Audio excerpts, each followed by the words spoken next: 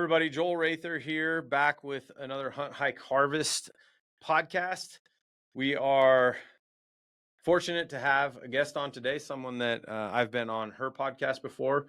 We talk quite a bit about hunting things amongst other stuff related and around strength conditioning. We have Whitney Tramel on today. Whitney is a colleague in terms of the human performance side of things. She works in the tactical space, formerly worked at the NSCA, which is where we originally met. And we are definitely in the same vein of hobbies and desires as far as being avid archery and outdoors people. So Whitney, how are you doing today? I'm doing great. I think anytime I tell people about you or do you know Joel Rather on Hunt Hike Harvest, I always say like you're a mentor in both like strength and conditioning and in hunting. Because I met you through the NSCA. It was at one of the conferences, and then as I started getting into archery and hunting, I knew that you were an avid elk hunter. And so I remember Yeah. like when I was first trying out bows, I was like, Joel, like, what's a good bow? Yeah. Help. And so yeah, it's been really cool to kind of be able to pick your brain on both sides of that. And then, to now even help out with Hunt Hike Harvest has been sweet. So Yeah.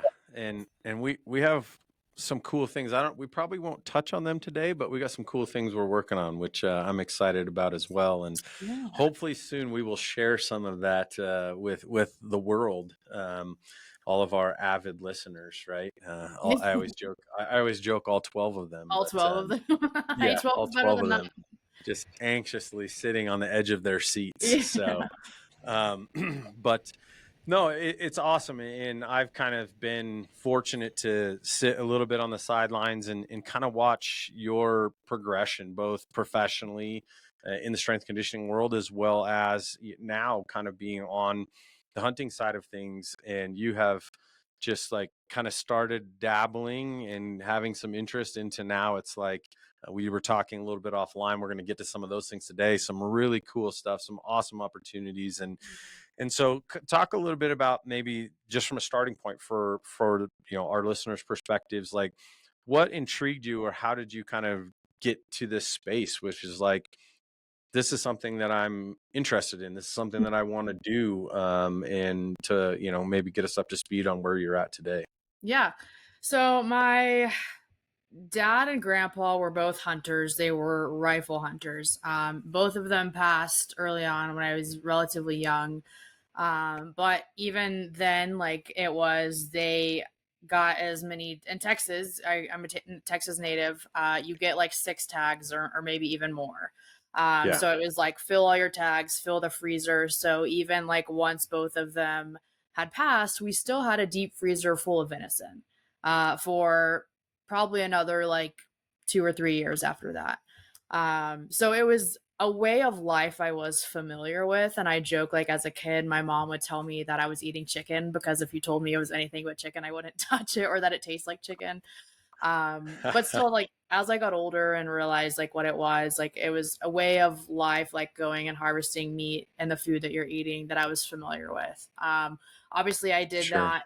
did no longer have those people in my life to help teach me that. So it was something that I was always intrigued by, but I just never knew how, right? Like, how do I get into that? There's men who go and do that. I've never been in any sort, well, I have now, but like at the time I was thinking about it, never been in any sort of like hunting course, or like handheld gun or rifle or archery course or anything like that. I didn't know. It existed, right? Yeah. So yeah, then I think what really honestly sparked me to go like full force was COVID hit, and like grocery stores were running out of produce, running out of meat. And it became like a real life actualization of there could be a time again, possibly, Right. where that happens again. And I don't want to be the one stuck who can't get meat from the grocery store because I can't put meat on the table for myself. And so instead of picking up a rifle and going the easy way, and I'm not saying that rifle hunting is any easier than bow hunting, you just have a higher likelihood because you can take further shots. Yeah. I decided to pick up a bow and do that instead. And that Yeah. was always something that I was interested in. And so I took time. I spent about a year and a half only shooting my bow before I ever went for a hunt. I wanted to just be confident in my skills as an archer, Yeah. before I ever sent an arrow at an animal. And I know the bow shop that I went to in Texas, there would be people that would come in, get their first bow, and the next day was their first hunt. And I was like, ah. Eh, I don't know that yeah. that's the smartest way to do it. But, in hindsight, I do say I think I was a better archer when I first started because I didn't have all these bad habits.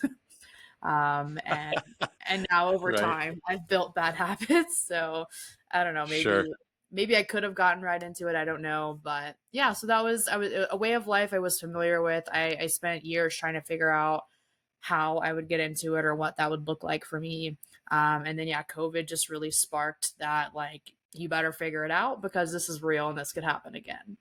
Sure. Yeah. And I think that's something that we have these discussions all the time where we kind of talk about the actualities and the realizations, right? Especially when Mhm. you talk to other people that live a majority of their life, right? Which is just, well, what are we going to have for dinner? Let's go to the grocery store. I'm going to, pick up chicken or pork chops or steak or whatever it is, right?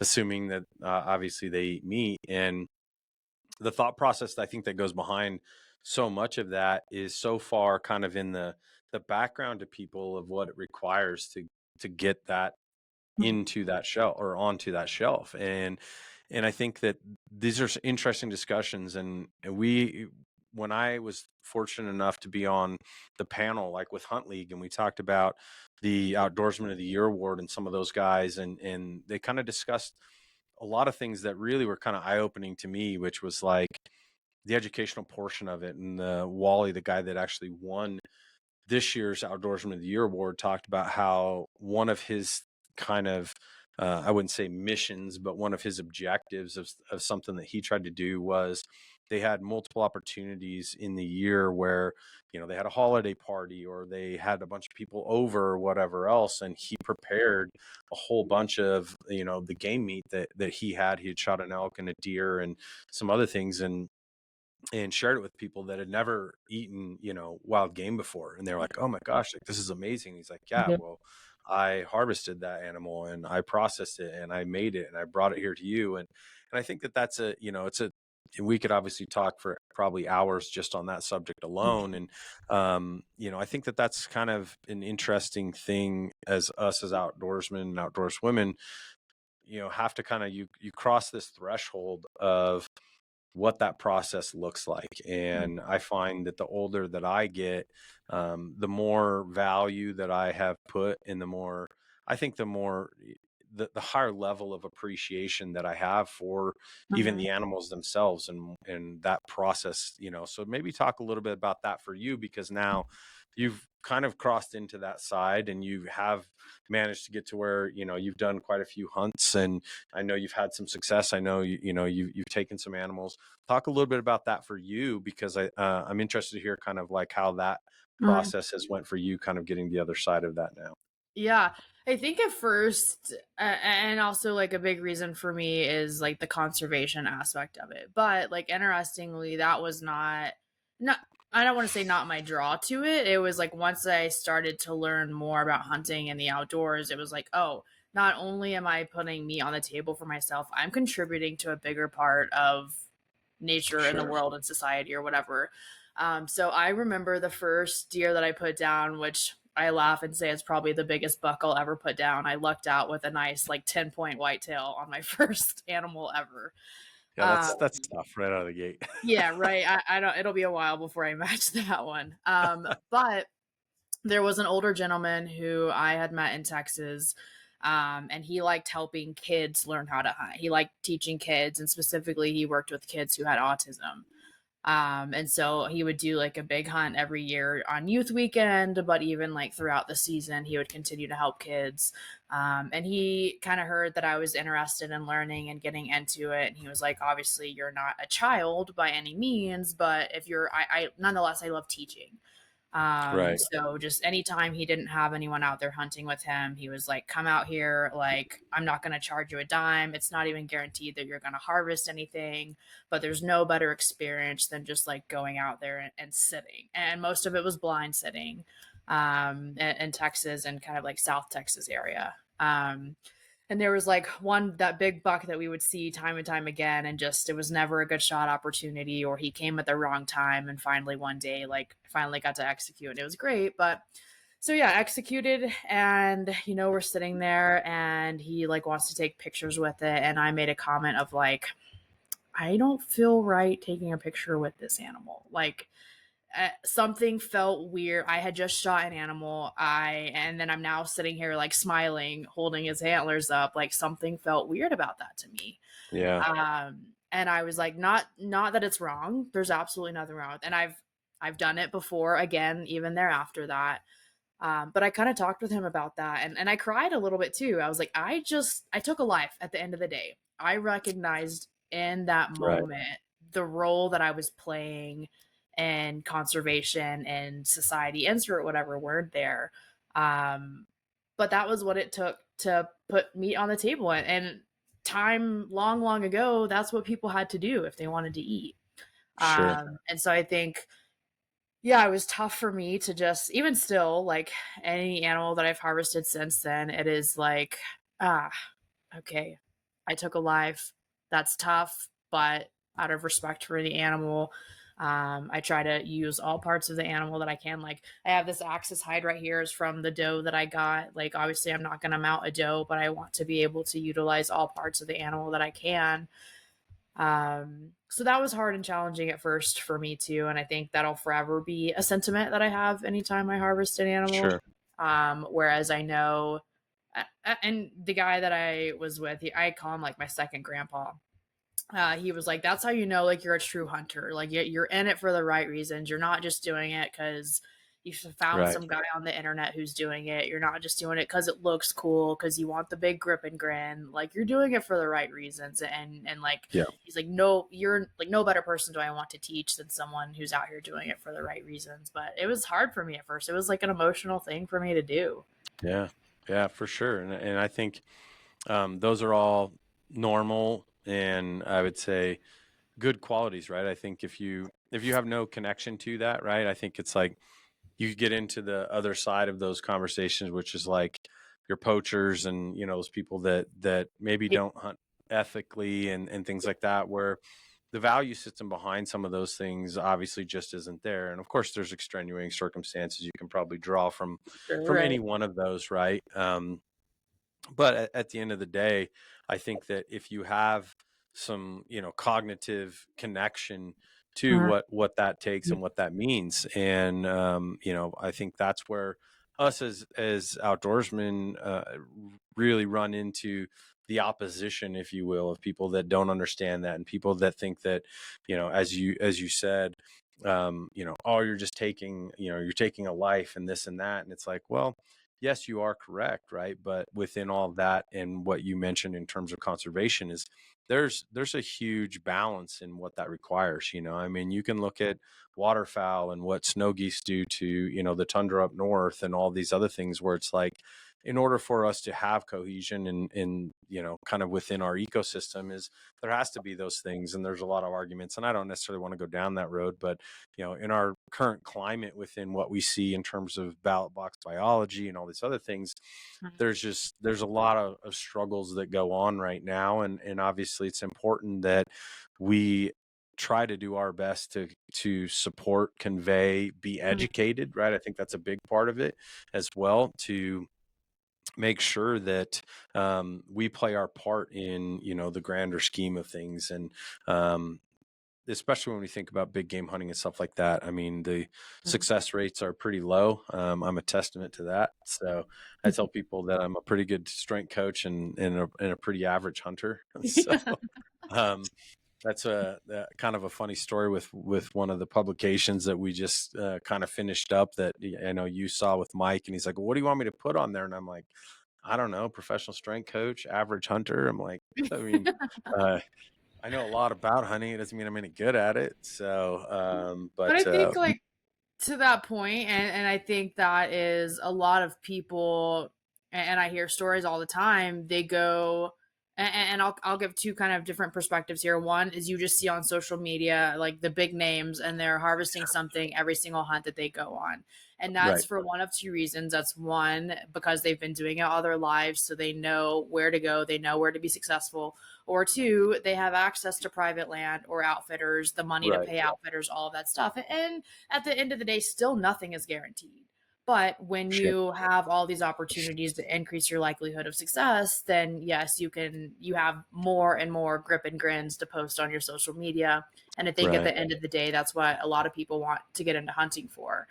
Yeah. Or like my perspective coming from Texas, like you sit a blind, and especially if it's one that has a feeder nearby, or there's a plot of land that has been taken care of specifically for the deer and they travel in this corridor, like you know where these deer are. I'm not going to say at any given moment, they don't show up every single day, or sometimes depending on the mood phases they're there later than you anticipated or whatever. Sure. But if you were to sit a blind from sun up to sundown, you're probably going to see something that you could shoot for 1 or 2 days in a row, and that's all you really need for one Right. deer. Right. So coming out here, yes, I had heard like have no expectations. You never know what your like success rate, especially for archery, bow hunting, is like below 10% Yeah. out here. And so I knew that going into it, but I obviously like I got 2 deer my first season and a couple hogs ever hunting. And not a lot of people can say that, but I was also hunting feeders, and it was free range, right? Like there's the high fence debate that goes on in Texas. And Yeah. I made sure that I was doing like free range hunting. But nonetheless, there were still feeders around, and it was still a plot of land that was taken care of. And so like the likelihood of success was there.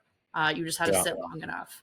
For So I think sure. people who come from a hunting environment like that, who come out west, expect to fill their tags, and then when they don't, they just give it up.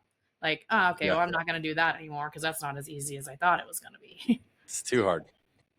Yeah, too challenging. I have to put in too Right. many miles. I have to put in too much effort, and like Yeah. people don't like that sometimes. Yeah, that this is true. That's where people like us come into play. So, um, talk about so you've found a passion with hunting, with archery, and you've got a lot of cool stuff we're going to get to here in a little bit. But let's talk a little bit about um, women in the hunting space. I think this Mhm. is something that you and I have talked about a little bit. We've had a lot of discussions. There's some really cool things happening in that space, and Yeah. I've had discussions. I got to sit down with like Christy Titus one time, and Mhm. we did a podcast, and it was super cool to see someone on that side who has grown and built a career in the outdoor industry, Mhm. being a female. But we know that one of the largest growing sectors within the hunting community are women. And Mhm. so maybe give us your perspective, and maybe even, I don't know if you have any experiences or things like that,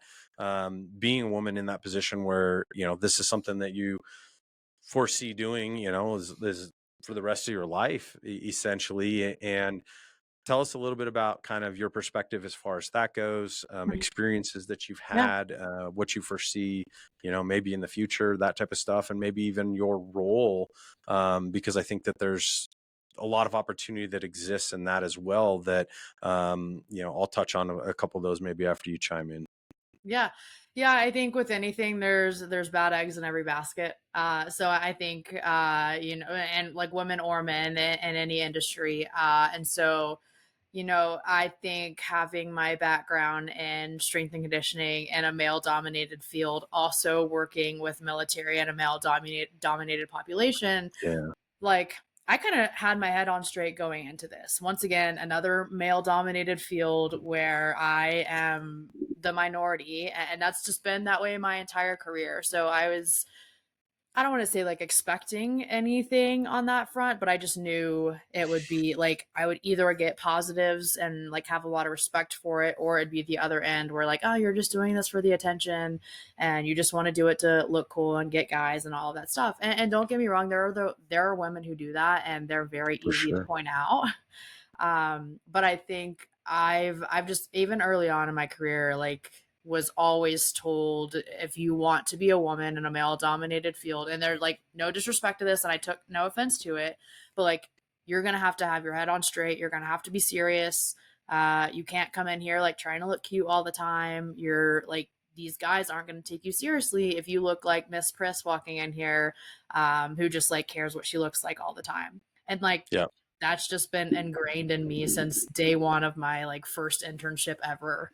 And then once I started working with military, it was even more so like, okay, now you can't even wear like shorts that are too short or like clothes that are too tight because I'm now around men who maybe haven't been around women in a while. And so like you can't be too show offy. So coming Sure. into hunting, my mindset was the same. And maybe, and I want to preface, like, there's absolutely nothing wrong with a woman who wants to look cute while she's outdoors and hunting and all of that. There's nothing wrong with it. Right.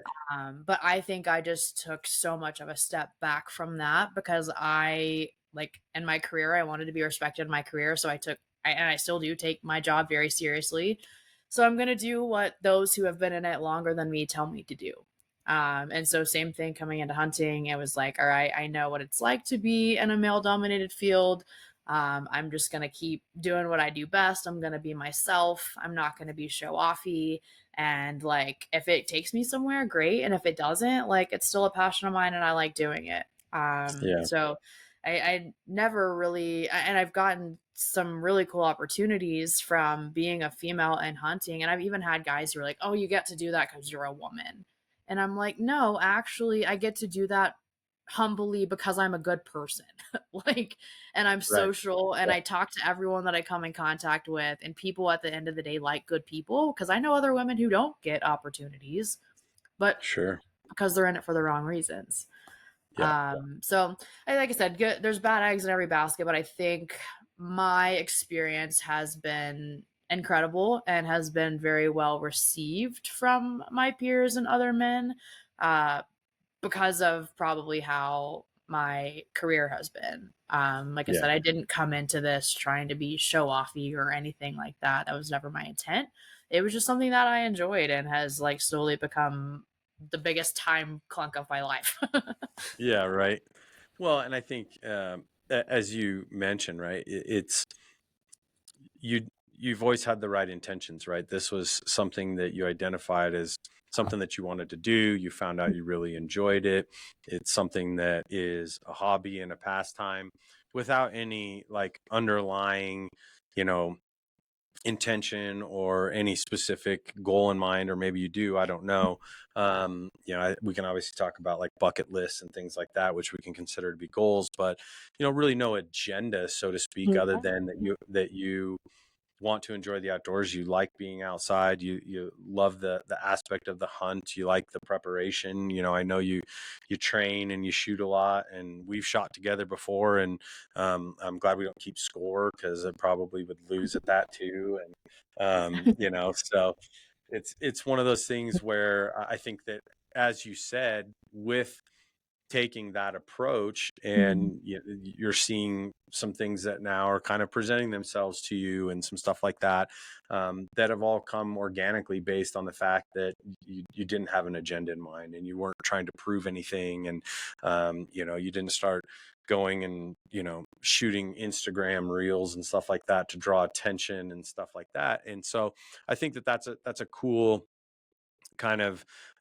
way to look at it. And then at the same time, is I also think that part of me has a little bit of a hope that it's like other people see that as well, and it is being seen, but that you can model that as well, which is that other women will see that as, oh, maybe this is something that I can do, and I Yeah. don't have to be the Instagram real girl in order to become somebody in this field. And that if it's just something that you enjoy doing, that it doesn't require having some TikTok, following Like a and all this million other stuff. followers or something like that. Right, exactly. Because I mean, and you and I have talked about this too, which is, I look at the metrics for us and all the things that kind of happen in the background algorithmically and all this other stuff. And I'm like, yeah, guess what?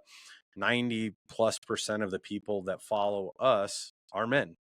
And, you interesting. I think that as you talked about, it's like the strength conditioning world is the same type of scenario and situation. And I talk about how valuable it is for us, meaning like in our business, that I've always sought out and tried to find really good quality female coaches because there's a need for it. And I think that the same thing exists when we talk about this from the hunting side, is that it provides a different perspective and there's a different opportunity. And you and I've had discussions about how women talk to you, and we brought up a couple other people offline, women that are in the space as well, and they're like, yeah, well, women talk to me all the time about like, hey, what do you do and this and that and blah blah blah. And I'm like, why don't they call me? And it's like, well, must be scary, and because I'm a guy and whatever else. It's like Yeah, it's tough. they don't want to, they don't see me as maybe being as inviting. I don't think I'm that scary, but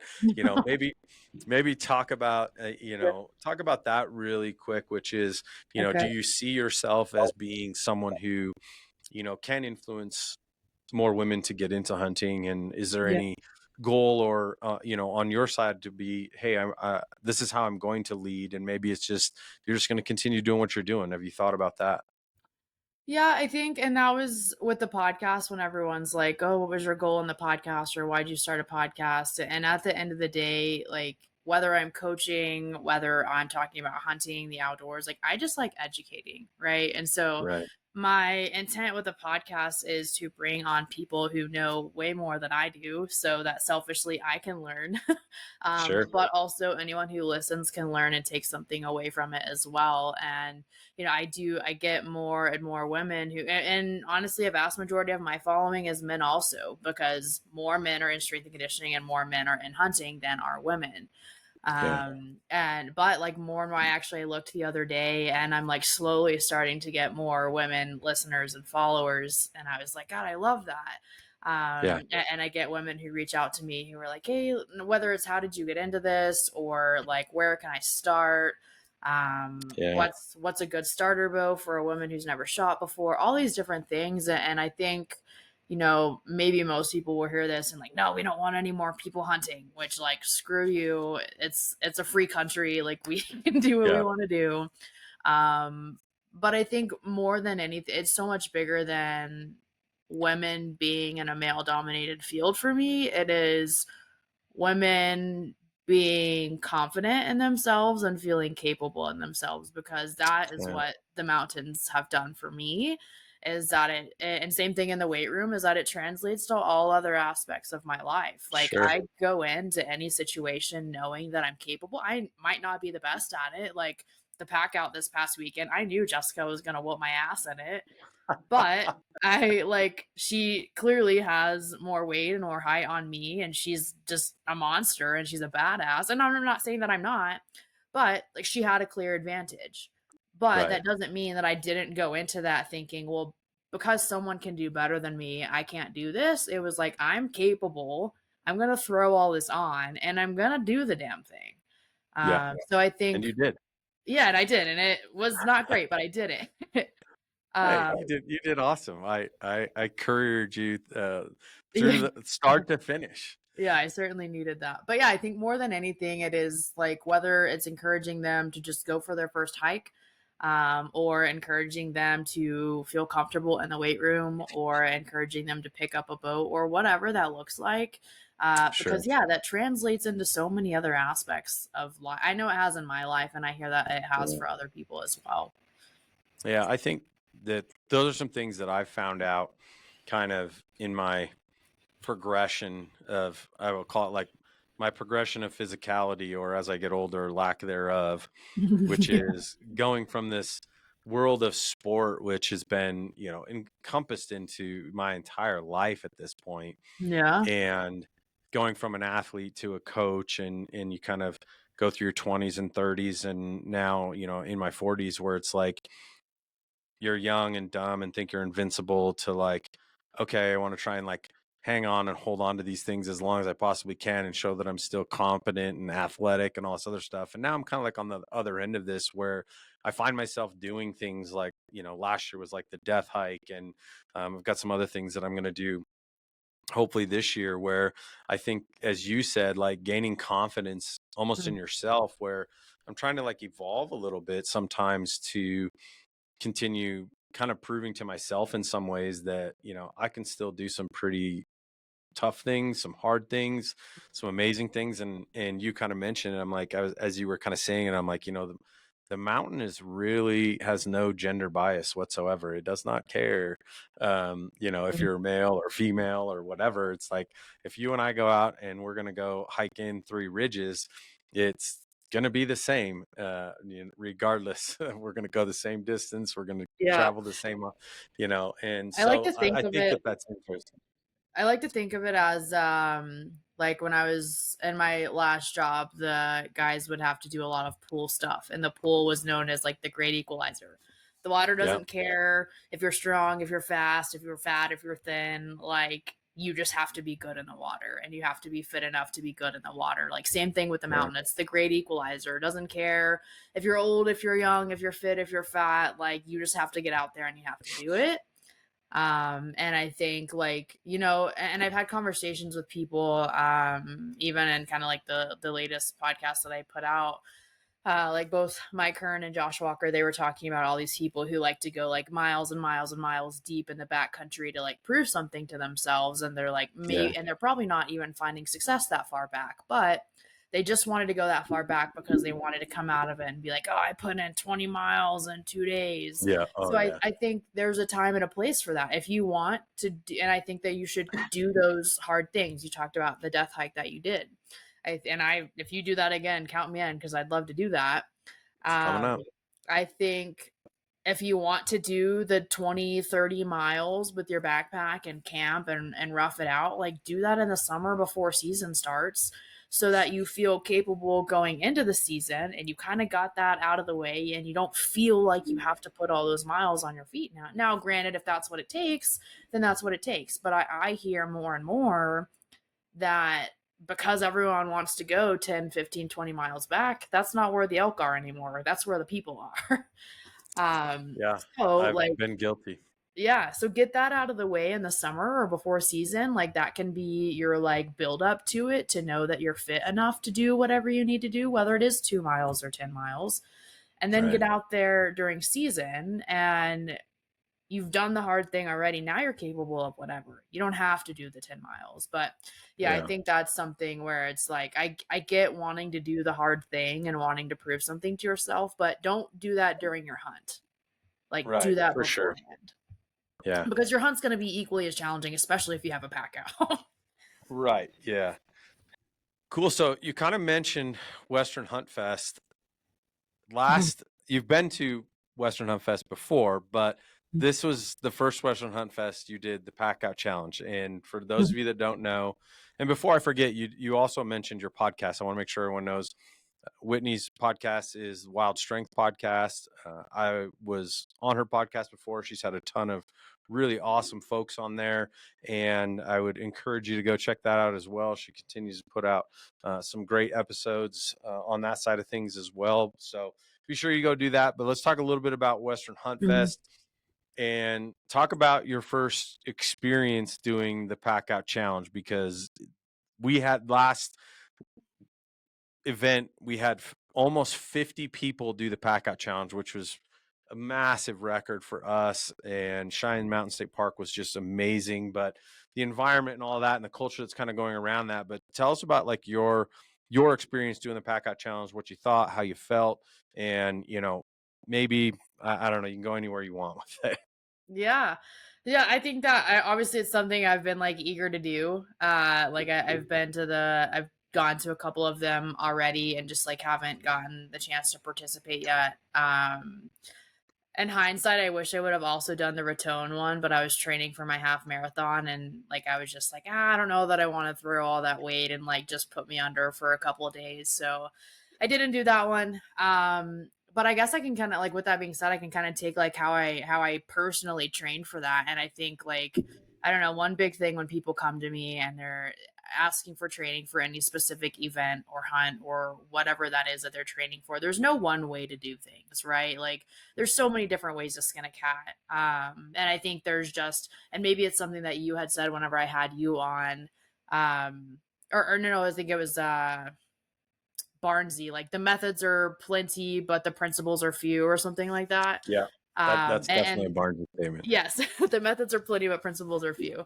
And I couldn't agree more. There's so many. There's very few principles that are like, if you're generally following this rule of thumb, there's so many ways that you can do that. So for me, I knew like I needed to get my aerobic capacity up. I did that by training for a half marathon. You don't necessarily have to do that.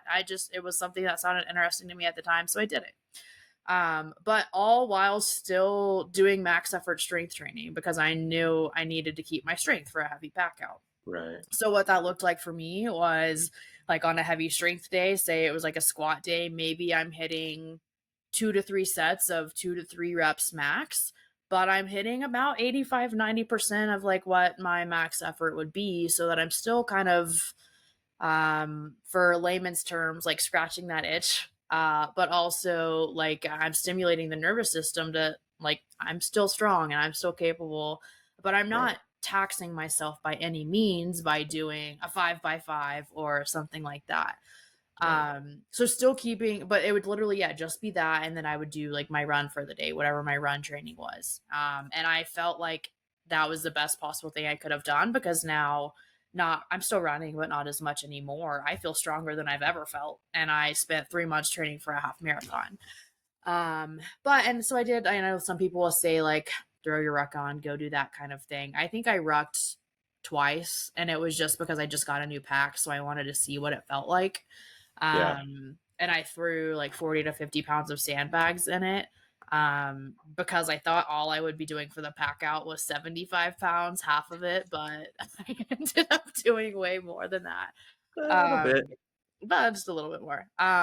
So yeah, and then with that, like say I'm planning for like a 70 to 90 pound pack, I'm really only going to throw 50 to 60 pounds on my pack before that. And that's Right. even pushing it sometimes. That's not all the time. So yeah, then we like actually get to doing it. The shoot was obviously fun. That's never anything that I like totally worry about. And then we go to do the pack out. So funny enough, Jessica, I'm forgetting her last name. I had just met her that weekend. Awesome. Yes, Clausen. I had just met her that weekend, and I got there early on Saturday to shoot early. And the guys wanted me to just make sure all the targets were good, make sure all the instructions were good. And so I go to get my scoring card, and Jessica was there, and I'm like, "You look jacked as fuck. Do you want to shoot with me?" She was like, "Sure." And we just like hit it off right off the bat. Yeah. But we got to talking about the pack out while we were shooting, and she was like, "How much is it?" And I'm like, "Yeah, somewhere like 140 to 150. Then you throw in the deadhead, you have your bow." And she was like, "Oh, too easy. Like I can put that in one pack." Bear in mind, she's a volunteer firefighter. She's like a general contractor. She does all of this stuff, and I'm not saying that makes me any like weaker or any different. Just she's used to Yeah. having that weight on her. Um, so then I was like, fuck. Like I've got some competition here. Like she's gonna do this all in one round. And I was like, I think Uh-huh. I'm gonna split it into two. Like that was just my plan the entire time. And she kind of gave me this look. And I was like, I think she thinks I'm a little bitch. Like I She's can't like, do I this. think I'm getting called out here. Yeah. But she didn't say a word. She just kind of gave me this look. And then come to It's like, find out after the fact, she was like, I knew you could do that. Like I gave you this look earlier and was like, don't wimp out. Like you're capable of this. yeah. But yeah, so ended up doing the whole, I don't know, 140, 150 for, was it like just over a mile?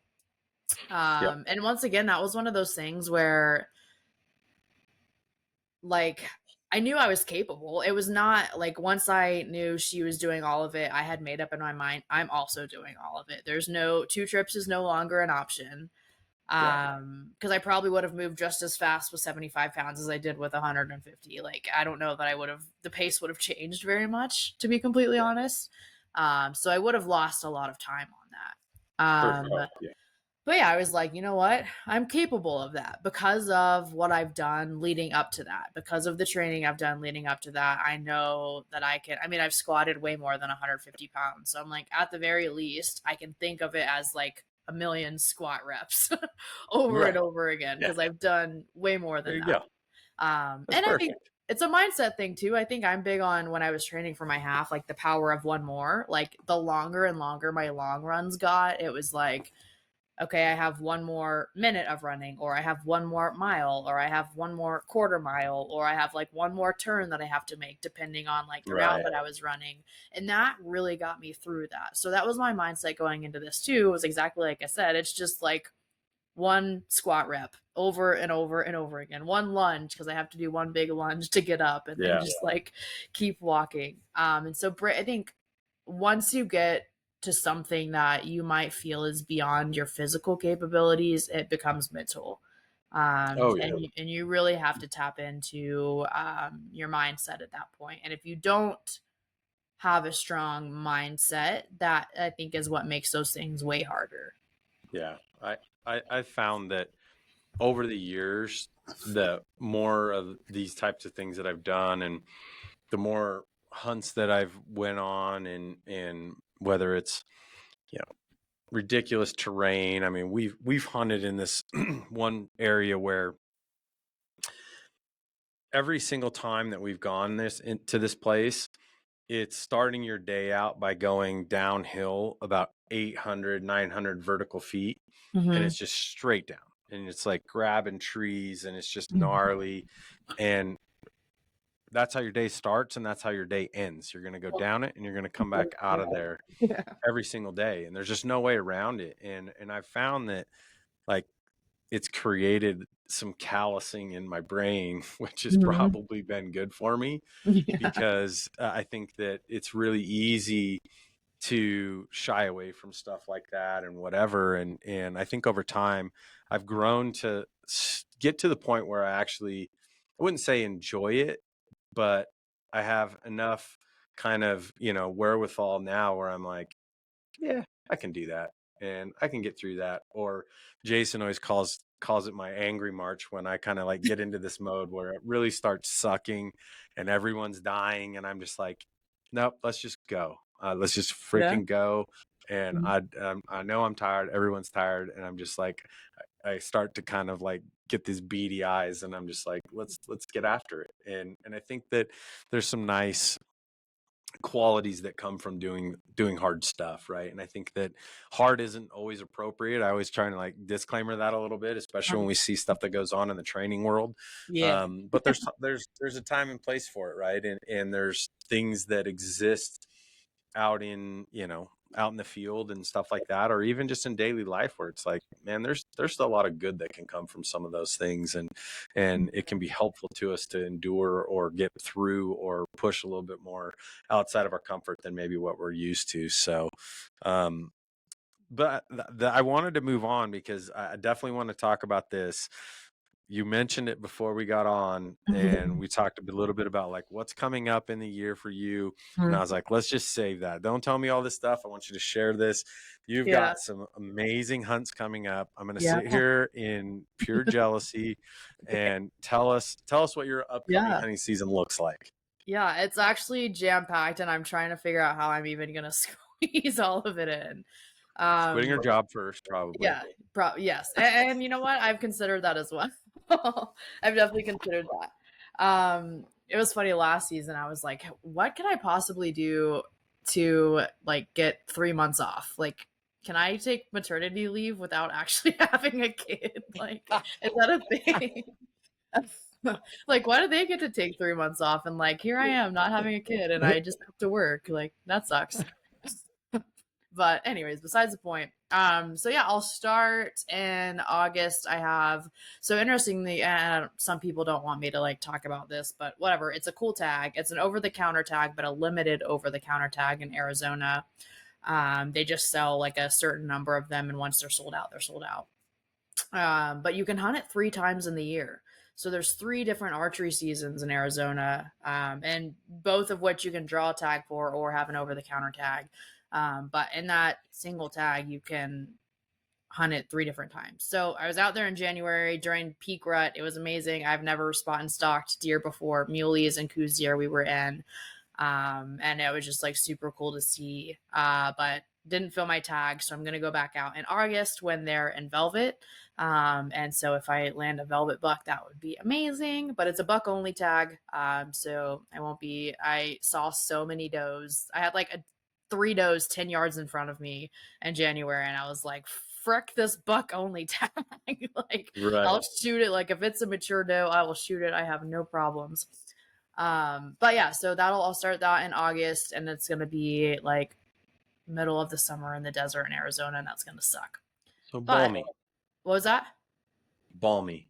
Yeah, very. But I've been told just like setting water during that time of year is like the best thing to do. Yeah, for sure. So that's where I'll start. And then I drew a limited bear tag for Colorado. So actually last year I drew a bear tag as well.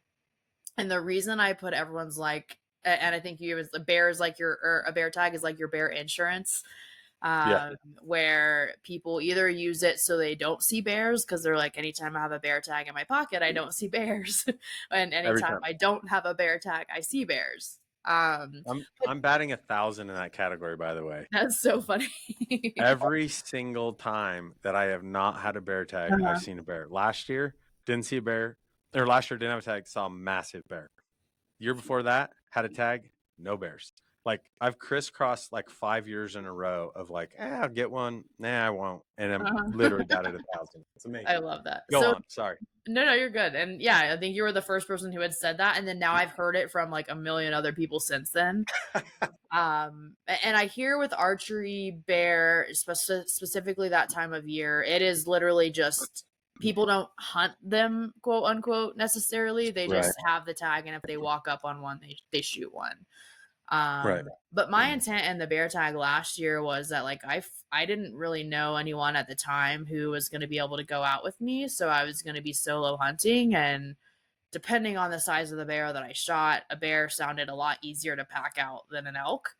So that was my mindset in getting a bear tag, and I figured like, I don't know, at the time it sounded more realistic. But now that I don't know if I had a bear at 17 yards last year that I messed up an opportunity on. I didn't have an arrow knocked, so like when I went to knock an arrow, I spooked him.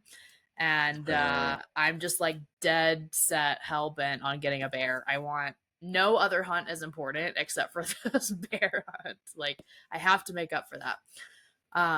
So put in for a bear tag, drew that. It's in a different unit though, so I'll be in a different area. And then let's see, that's August, September, October. I'm supposed to be going to Kodiak for a Sitka blacktail hunt, which I'm stoked for. Only like I've never even been to Alaska, so like I'm just gonna be in awe of just being in Kodiak, and then the deer filling my tag is gonna be a bonus. Like, just to go to Kodiak is gonna be freaking cool. So me and 2 of my friends are gonna go do that one. And then my mom has a couple like family friends in Missouri who have some property that they deer hunt on.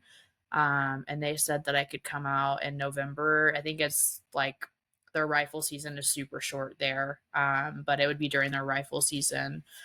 So come out and hunt whitetail in Missouri, which I've never done before, so that'll be fun. And then I have a hunt in South Africa that'll be in April of next year.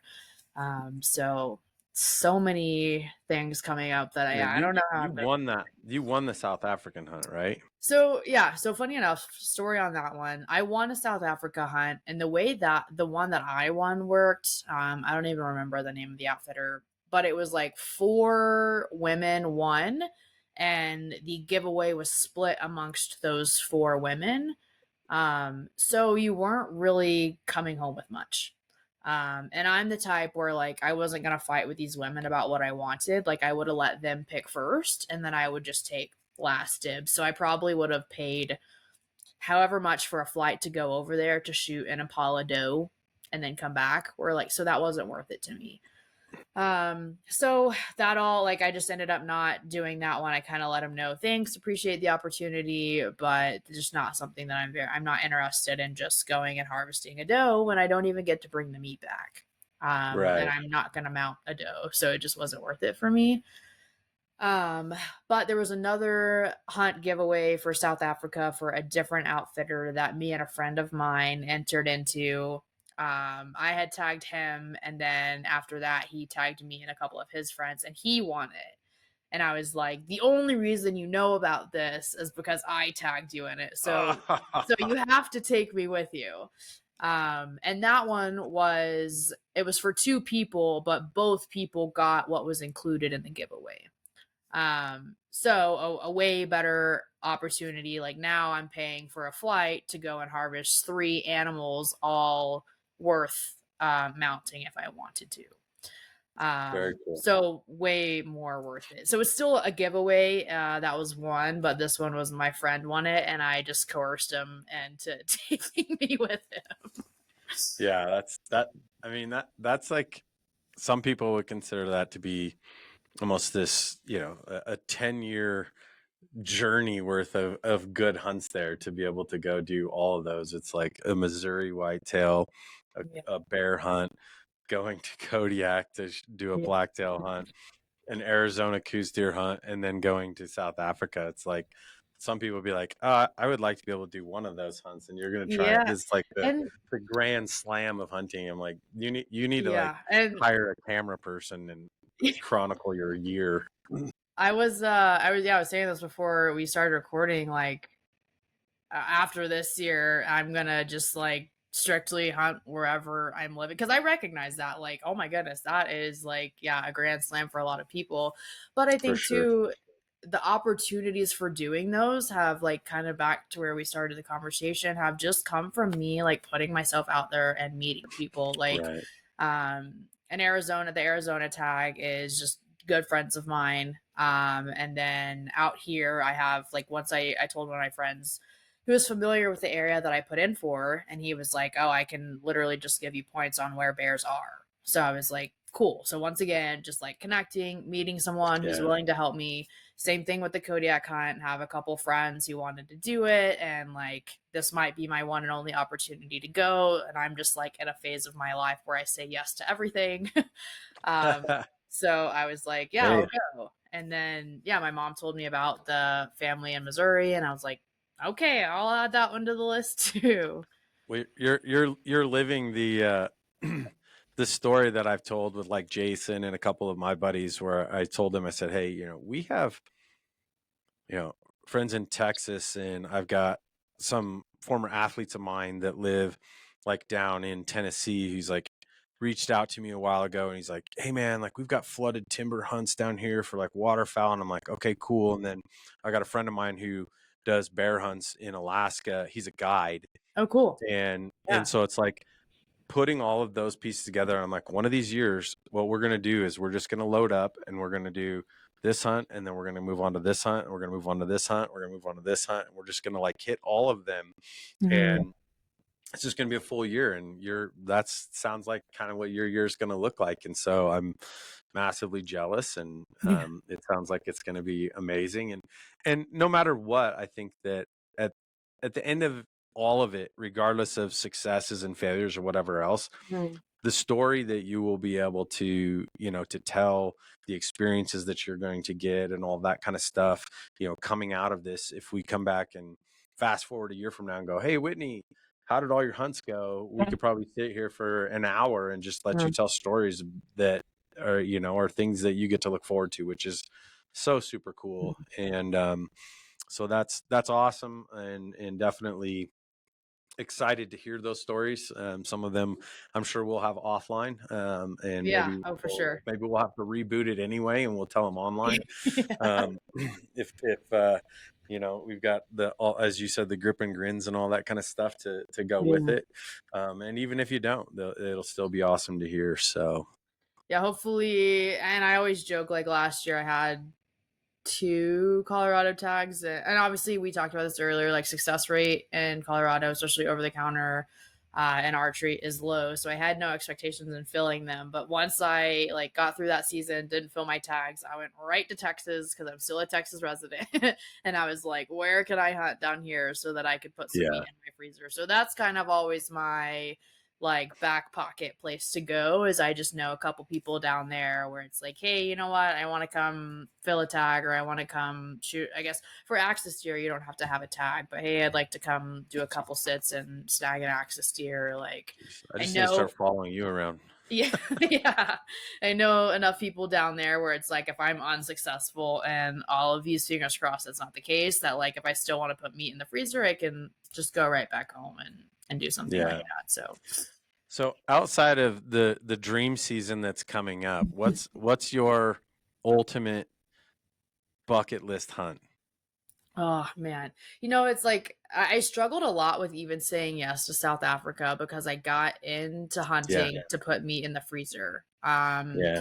And so you can't bring the meat back from there. And that was like, not that it was against my like morals and ethics as a hunter, because I know, like, when you go and harvest an animal there, they obviously use the meat and they give it to Right. local communities and all of that. So it's not like it's going unused by any means, and it's Right. conservation in another country. So I struggled with that one a little bit. And I know like South Africa is a lot of people's dream. I'm excited for it for sure, but it's definitely not a bucket list hunt. It's like, I'm getting a free opportunity basically to go, so I'm going. Yeah. Geez, I don't know. I was on Guy's podcast, Western Contours, and we kind of had the conversation of like, if I ever so much of like have a bucket list, that like I'm gonna do it within the next year or two, because then I'm gonna just spend the rest of my life thinking about it. So I'm gonna find a way, whether I have to switch jobs so I have more time off, whether I have to quit my job to go and do it. Like, I'm gonna find a way to do it. Right. Maybe that's not a great thing, but like I said, I'm just kind of in that phase of my life where I'm like, just go do it right Right. now. I would say Kodiak honestly would be a dream of mine. Like, just as far as a place to visit, and then the fact that I get to hunt there as well. And I used to, as non-residents, you could get 3 buck tags, but I think they've reduced it to 1. And it'll be, we get to hunt blacktail, do some fishing, and then there's some bird hunting, which I'm forgetting exactly. I've never bird hunted before, other than turkey, but I don't know. I don't think people consider that bird hunting. So that'll be my first time doing that too. So like going to Kodiak and doing a bunch of firsts for me will be like super cool. So I'd say, not that once I go to Kodiak, I'm done hunting, I'm hanging my hat by any means. Right. For sure. um, but I like, in the near future, like I think that's been the most recent one that's been at the top of my mind, is like, I've got to go there. Whether it's just to visit, and then the fact that I get to hunt as well is like, all right, that'll be great. Yeah. Well, that's awesome. Well, I know I'll see you again here in the next probably couple weeks or Mhm. whatever, and we'll be able to share some more stories, and excited about some of the stuff, especially kind of thinking about what we do in the strength and conditioning community, and Mhm. the conversations that you and I have had about that, and trying to continue to you know bring you definitely into our environment on the H3O side, and entice and encourage and lead by example to get more women out into the field and get them excited about it. And so it's fun to be a part of that. And as I've told you, I have learned quickly that I don't have all the answers, and as much as I'd like to think I do, Yeah.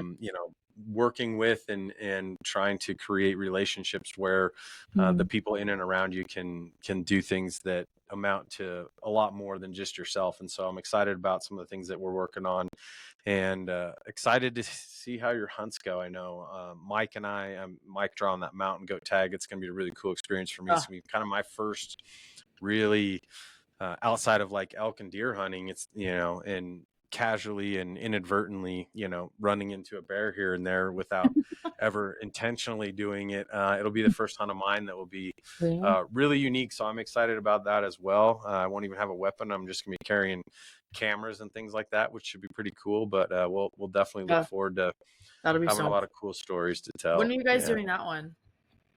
um it sounds like from everything that we've talked, everybody that we've talked to, they said that if you really want, especially if you get, to shoot a billy, that you want to wait a little bit, like earlier in September, isn't always the best time, even though you can start in September. So it might actually be closer to October, just because their coat and all that stuff is way better a little bit later or closer into, some of those later fall months. So we're not 100% sure yet. We were kind of like fired up. We're like, oh, season opens like early September. We should go right away. And it's like, nah, we're finding out maybe that our gung ho attitude doesn't match up to when the best time to go is. So I'm not too sure yet, but I'm trying to keep my schedule open. Obviously for us, we're focusing on some elk hunting, like kind of that's our thing as much as we possibly can, and might find a way to chase a deer and so we'll see. I don't know. I don't have as much cool stuff planned as you do, other than I'm really looking forward to getting out. So Yeah, that's kind of how I feel. I need to get like a GoPro or something. I hate being like the one in the videos and on camera, but I just, for myself, like if it's something that's like strapped to my head and I can just like go back and relive it in the future, like I think that would be sure. really cool. So Yeah. we'll see what that looks like. But I don't know that I want to be the person who is like, go watch this person's hunt on YouTube. Like that's, I don't know. Yeah, it's tough. We've done a lot of that, and number one is it takes a lot of education to film hunts, Yeah. learning how to see things and portray them, and there's some aspects of it which is like you have to plan a little bit in terms of specific shots and catching things in the moment, and understanding your equipment and gear and that type of stuff. That really, I mean, that's why you see people that put out really quality stuff, and it's an education and it's a profession, and we're not very good at it at all. But we continue to try. I think for me, it's not about putting out something where it's like, oh, like, man, thousands of people are going to love to watch this as A much as, cinematic movie. yeah, right.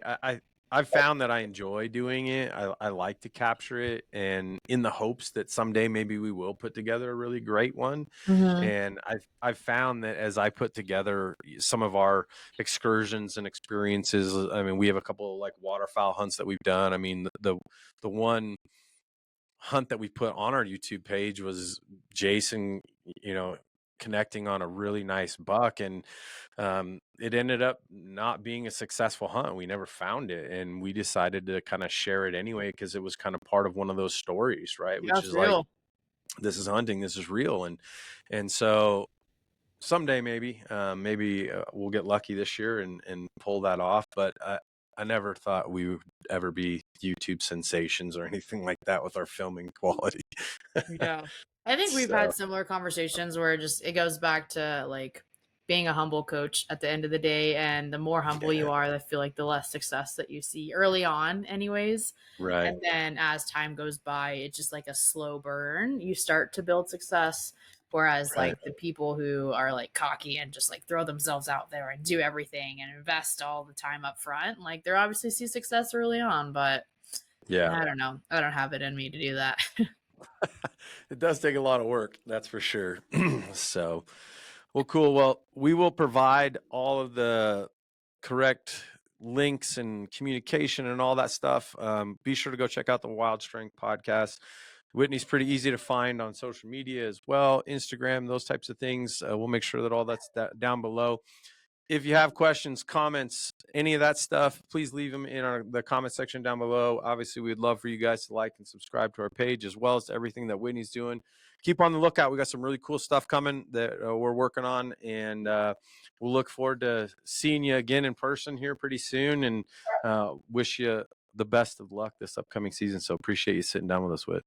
Yeah, thank you. It was great. All right. See you guys. Till next time.